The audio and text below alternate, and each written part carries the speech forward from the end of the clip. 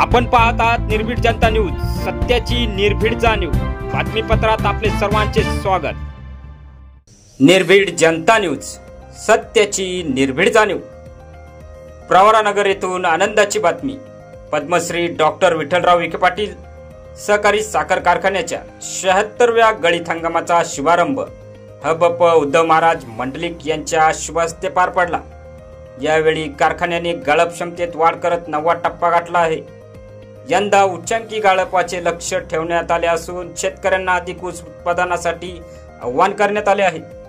कार्यक्रमाच्या अध्यक्षस्थानी ज्येष्ठ नेते अण्णासाहेब मस्के पाटील तर प्रमुख उपस्थितीत डॉक्टर सुजय विखे पाटील, सौ शालिनीताई विखे पाटील आणि प्रवरा सहकारी बँकेचे डॉक्टर भास्कर खर्डे होते। यावेळी जलसंपदा मंत्री राधाकृष्ण विखे पाटील यांच्या मार्गदर्शनाखाली प्रवरा साखर उद्योग पुन्हा जोमात, बळीराजासाठी आशेचा किरण।